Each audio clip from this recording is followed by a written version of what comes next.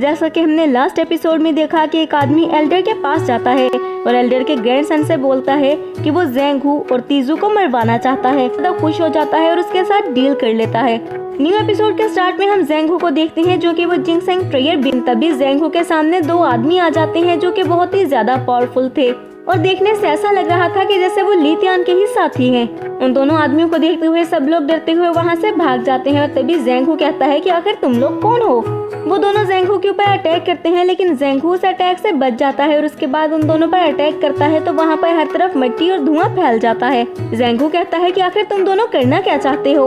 वो दोनों आदमी फिर से ज़ेंग-हू पर अटैक करते हैं जिस पर ज़ेंग-हू वहाँ से भागने की कोशिश करता है लेकिन वो नीचे जमीन पर जाकर गिरता है। तभी उसको एक आवाज सुनाई देती है और कहा जाता है कि स्वर्ड फ्लाइंग फुजिया सिटी में अलाउ नहीं है। क्या तुम्हें जरा भी कॉमन सेंस नहीं है?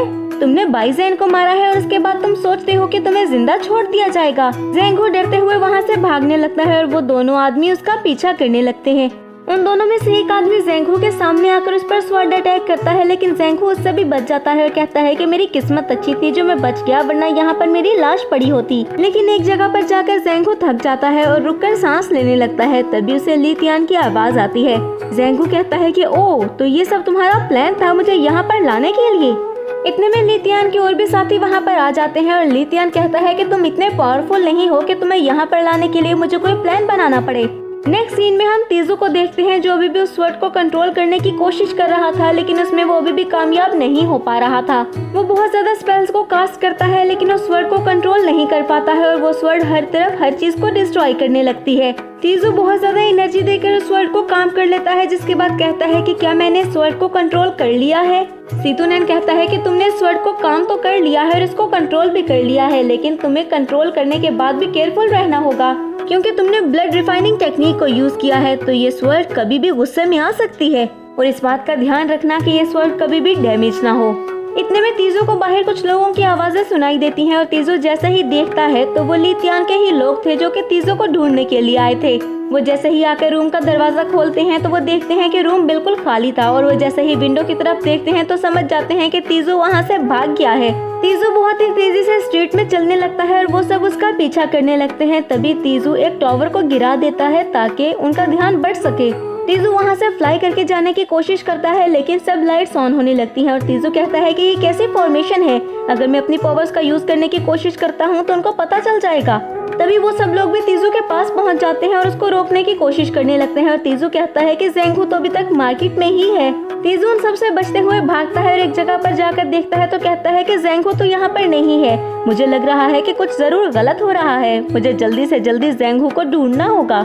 इतने में वो आदमी फिर से तीजू के पास पहुंच जाते हैं और उसके ऊपर अटैक करते हैं तो तीजू उनके साथ फाइट करने लगता है। भागते हुए तीजू भी उसी जगह पर पहुंच जाता है जहां पर ली तियान खड़ा था और ली तियान कहता है कि अरे तुम तो बहुत ही ज्यादा चालाक हो। फिर ली तियान नीचे तीजू के पास आता है और आकर उसको एक पंच मारता है जिसकी वजह से तीजू बहुत ही दूर जाकर गिरता है। हम तीजू को देखते हैं जो कि गिरने से थोड़ा सा इंजर्ड हो चुका था और बड़ी मुश्किल से वो खड़ा होता है। तभी ली तियान उसके सामने ज़ेंग-हू को फेंकता है और कहता है क्या तुम अपने फ्रेंड को ढूंढ रहे हो। तीजू जैसे ही ज़ेंग-हू को देखता है तो परेशान हो जाता है और उसके करीब आकर बैठते हुए कहता है कि मेरी तुमसे कोई दुश्मनी नहीं है, फिर तुम ऐसा क्यों कर रहे हो। ली तियान कहता है वो इसलिए क्योंकि मुझे ऐसा करने के लिए कहा गया है। तीजू कहता है ऐसा करने के लिए तुम्हें जिमो ने कहा है या उसके आदमियों ने।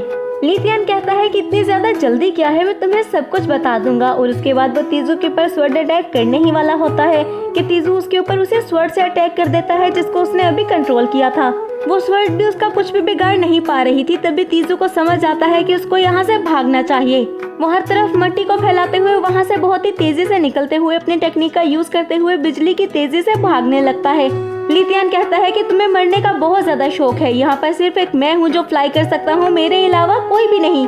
कुछ ही दूर जाने पर तीजू को ली तियान फिर से पकड़ लेता है और उसके ऊपर अटैक करता है लेकिन तीजू उस अटैक को डॉज कर लेता है और तभी वो देखता है कि उसके ऊपर कुछ और अटैक्स आ रहे थे। वो जल्दी से उन सारे अटैक से बचता है।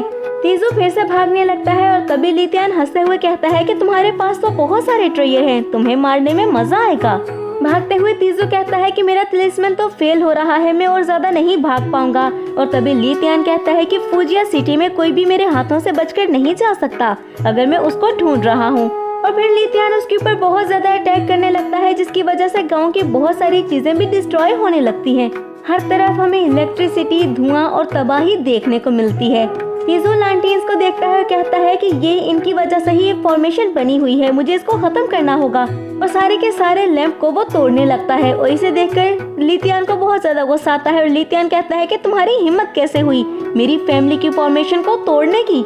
नेक्स्ट सीन में हम एल्डर को देखते हैं जो कि पूछने लगता है कि आखिर उस लड़के का कल्टीवेशन लेवल क्या है जिसको लियर मारना चाहता है। पास खड़ा हुआ आदमी उसको सब कुछ बताता है तो एल्डर कहता है कि लियर का कल्टीवेशन लेवल क्या है। तो दूसरा एल्डर बताता है कि यंग मास्टर तो फाउंडेशन स्टेज पर है।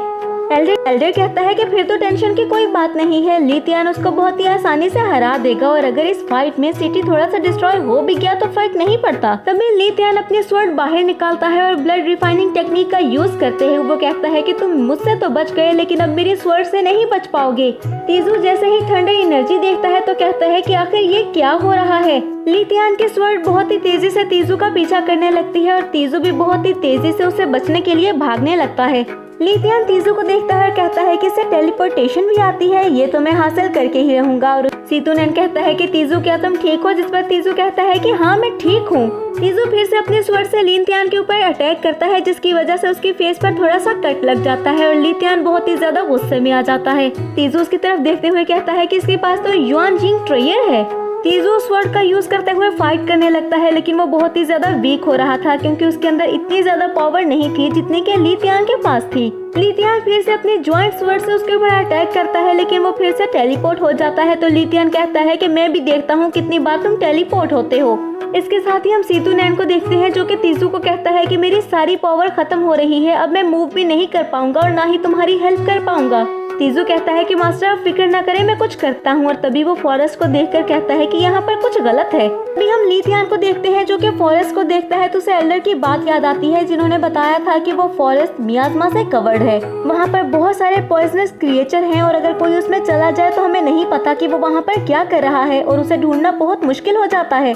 वहाँ पर एक ब्लू थ्रेड है जो कि किसी को भी पकड़ सकता है और वहाँ पर सिर्फ वो जाता है जो कि मरना चाहता हो। लीथियान अपने स्वॉर्ड की तरफ देखते हुए कहता है कि मेरे पास मैजिक वेपन है, ये फॉरेस्ट अब मेरा कुछ भी नहीं बिगाड़ सकता है। लेकिन वो लड़का वो इसमें इंटर कर गया है और उसको मारना बहुत ज्यादा आसान होगा और उसको मारने के लिए वो फॉरेस्ट में इंटर कर जाता है। दूसरी तरफ हम तीजू को देखते हैं जिसे वो ब्लू थ्रेड कवर कर लेता है और तीजू से बचने की कोशिश करता है लेकिन वो बच नहीं पाता है। वो थ्रेड्स उसको घसीट कर एक होल में ले जाती हैं। तभी सीतुनैन तीजू से कहता है कि मूव मत करो। सीतुनैन बताता है कि ये थ्रेड स्पिरिचुअल एनर्जी को अब्सॉर्ब करती हैं, इसीलिए कोई भी इंसान जितनी ज्यादा स्पिरिचुअल एनर्जी दिखाएगा ये उतना टाइटर उसको बांधेगी। तुम अपनी स्पिरिचुअल एनर्जी को खत्म कर दो, तभी तुम इनसे बच सकते हो वरना तुम मारे जाओगे।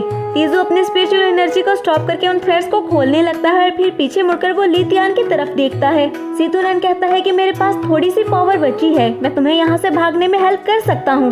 तभी तीजू कहता है कि नहीं, मैं और नहीं भागूंगा, ये रूट्स मुझे मारना चाहती है ना तो मैं इन रूट्स को ही खत्म कर दूंगा। जिसके बाद तीजू अपने हाथ पर कट लगाता है और अपना ब्लड उन रूट्स पर फेंक देता है और वो रूट्स उस पेड़ को ही जकड़ने लगती हैं। और दूसरी तरफ हम लीथियान को देखते हैं जिसे कुछ भी समझ में नहीं आ रहा था कि आखिर वो करे क्या। और इसके साथ ही हमारी ये एपिसोड यहीं पर एंड हो जाती है। तो फ्रेंड्स, अगर आपने हमारी एपिसोड को एंजॉय किया है तो वीडियो को लाइक करें और अगर आप हमारे चैनल पर न्यू हैं तो चैनल को सब्सक्राइब करके बेल आइकन के बटन को प्रेस कर दें ताकि न्यू आने वाली एपिसोड्स आपको बिना किसी देरी के मिलती रहे।